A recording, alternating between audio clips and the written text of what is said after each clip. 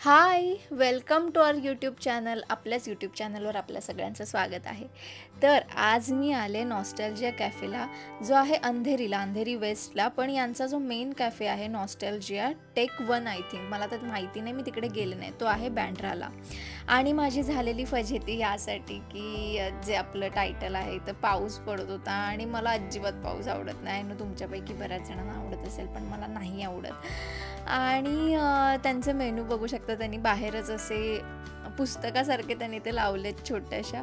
आणि असे खूप आपण जसे लहानपणी जे जे पदार्थ खायचो ते सगळे आहेत, म्हणून या कॅफेचं नाव नॉस्टॅल्जिया कॅफे आहे. आणि तिकडे मला खूप दिवसापासून यायचं होतं आणि तुम्हाला पण तो वर्ड ऑब्वियस सजेस्ट करायचा होता. आणि बघू शकता किती छान ॲम्बियन्स आहे यांचा. छोटूसाच आहे इकडचा, हा त्यांचा कॅफे खूप छोटूसा आहे. अंधेरीचा बँड्राचा खूप मोठा कॅफे आहे, जेवढं मला माहिती आहे. मी बाहेरून बघितलं होतं, गेले नाही आहे तिकडे. आणि मेन गोष्ट जी मी तुम्हाला दाखवायची होती, मी अशी कुठेही गेले, कुठल्याही मोठ्या हॉटेलात किंवा कॅफेला वगैरे, तरी अशी मांडी घालून बसते.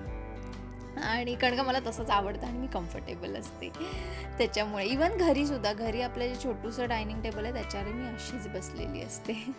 आणि आम्ही मस्तपैकी असे बाहेर बसलो होतो. अजिबात पाऊस नव्हता तेव्हा, आम्हाला वाटलं नाही पडणार, पण पडला शेवटी. आणि आता हे बघा, हे मेन जे मी तुम्हाला म्हटलं होतं, आपण छोटे असताना ज्या ज्या गोष्टी खायचो प्यायचो ते सगळे, हॉर्लिक्स, बूस्ट, सगळं, हर्षीजचं ती पावडर वगैरे, हे सोडा बॉटल वगैरे आपण जे लहानपणी प्यायचो, आणि आपण तेही ऑर्डर करू शकतो. त्याने असं नाही आहे की ते त्यांनी शोसाठी ठेवलं आहे. सो हे ऑर्डर करण्यासाठीच आहे, आपण हे ऑर्डर करू शकतो.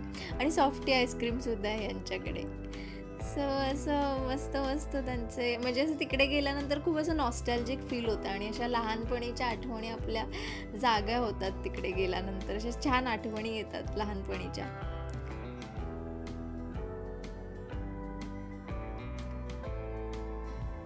या त्या बॉटल्स. आणि कोल्ड कॉफीच ऑर्डर केली होती माझ्यासाठी, ऑल टाईम फेवरेट माझी. आणि जी खरंच खूप कमाल होती, ज्याची टेस्ट आणि साखर वगैरे अगदीच परफेक्ट होती, म्हणजे ना जास्त ना कमी. मला खूप आवडली, माझ्या एक्सप्रेशनवरून कळत असेल तुम्हाला. खरंच छान होती. आणि त्याच्यानंतर मी ऑर्डर केलं होतं, हे बघू शकता, खारी पॅटीस आणि जंगली सँडविच. आणि हे हे म्हणजे सॉरी, पॅटीस बघून तुम्हाला आठवण आली का? आपण लहानपणी खूप खायचो अय्यंगार बेकरीमध्ये वगैरे, बाजूलाच होती आमच्या इकडे तर अय्यंगार बेकरी, आणि मी खायचे शाळेतून आल्यानंतर, शाळा सुटल्यानंतर. आता मी टेस्ट करते जंगली सँडविच, ज्याची टेस्ट खरंच खूप मस्त होती, मला आवडली. म्हणजे खरंच वर्थ होतं, आणि सगळ्याच्या प्राईस खूप कमी होत्या, जे जे आम्ही ऑर्डर केलं होतं त्याच्या. आणि आता आता वेळ आहे हे खारी पॅटीस, म्हणजे आपण तरी ह्याला खारी पॅटीसच म्हणायचो, मी तरी म्हणायचे. आणि ज्याचं नाव होतं व्हेज पॅटीस, पण आम्ही खारी पॅटीस म्हणायचो लहान असताना. आणि ते हे इकडचं खरंच खूप टेस्टी होतं, कमाल होतं. येस, खूप टेस्टी, खूप टेस्टी. खरंच दोन्ही चवीला छान होतं. आणि ते बाजूला जे मागे आपल्या बसलेले जे होते ते बिचारे पावसामुळे साईडला येऊन बसले होते. आणि नंतर मी ऑर्डर केलं होता चॉकलेट मफिन, आणि तो त्यांनी मस्त गरम करून दिलं होतं. म्हणजे त्यांनी खारी पॅटीस आणि सँडविच पण गरम करून दिलं होतं, आणि हेही गरम करून दिलं होतं. चॉकलेट मफिन म्हणजे कमाल, अप्रतिम लागत होता तो, अप्रतिम. म्हणजे असं. आणि त्यात बाहेर पाऊस पडत आणि ते गरमागरम चॉकलेट चॉको चिप मफिन्स, आणि काय पाहिजे. तुम्हाला एक्सप्रेशनवरून लक्षात आलं असेल माझ्या की ते खरंच खूप कमाल होतं. आणि आता मी नंतर आज जात होते, त्यांचे ते छोटूसे जे सगळं त्यांनी ते ठेवलेलं आहे, तयार केलेलं आहे तिकडे खूप. आणि खूप यांच्याकडे व्हरायटीजचे असे कुकीज, चॉकलेट किंवा पेस्ट्रीज, छोटे छोटे मफिन्स, कपकेक, पेस्ट्री, त्याच्यानंतर काय ते म्हणतो ब्राउनी वगैरे सगळं होतं. खूप कुकीज होत्या, मोठ्या चॉकोचिप कुकीज, केक, खूप व्हरायटी, खूप व्हरायटी. इव्हन चिकनमध्ये सुद्धा व्हरायटी होती. पण आम्ही गेलो होतो, आय थिंक कधी आता एक्झॅक्ट आठवत नाही, व्हेजचा वार होता तेव्हा, म्हणून मी चिकनचं खाल्लं नाही. पण ह्यांच्याकडे चिकन किमा पाव वगैरे, आणि समोसा, पट्टी समोसा, चिकन का keema chicken I mean chicken keema पट्टी समोसा असं वगैरे त्यांच्याकडे छान मिळतं असं मी ऐकलं. ते मी नेक्स्ट टाइम नक्की ट्राय करणार आहे. आणि त्यांचं किचन बघा छोटूसं आहे पण क्लीन आहे, व्यवस्थित असं.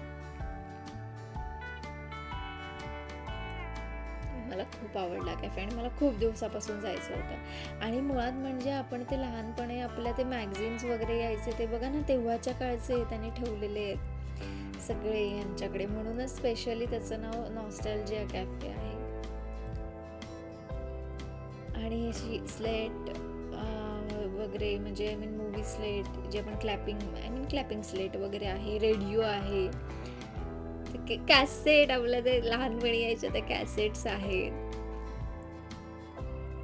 आणि कॅमेरा ज्याने आपण म्हणजे शूट करतो वगैरे ते सगळं लावून ठेवलेलं आहे त्यांनी. असं खरंच आपल्या लहानपणीच्या आठवणी जाग्या होतात तिकडे गेल्यानंतर.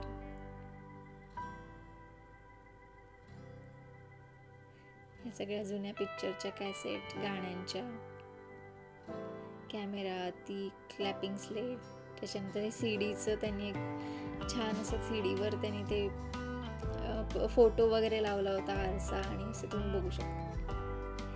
त्यामुळे येस, आता मी मुंबईत असल्यामुळे मी मुंबईतल्या जागा तुम्हाला सजेस्ट करते. पण येस, फॉर शुअर मी जेव्हा केव्हा मुंबईच्या बाहेर जाईन आणि तिकडे काही खाण्याचं असेल किंवा मी जे एक्सप्लोअर करेन ते नक्कीच तुमच्यापर्यंत पोहोचवेन. बट ऑब्वियस सांगायची गरजच नाही आहे. तर तुम्ही कधी मुंबईला आलात तर नक्की या कॅफेला व्हिजिट द्या आणि खूप स्वस्त आहे. आणि शेवटचं, लाईक करा, शेअर करा आणि खूप सारं सबस्क्राईब करा आणि बेल आयकॉनवर क्लिक करायला विसरू नका, नाहीतर आपले नवनवीन ब्लॉग्स, रेसिपीचे ब्लॉग तुमच्यापर्यंत पोहोचणार नाहीत. त्याच्यामुळे लाईक करा, शेअर करा आणि खूप सारं सबस्क्राईब करा आणि आपलं बेल आयकॉनवर क्लिक करायला विसरू नका.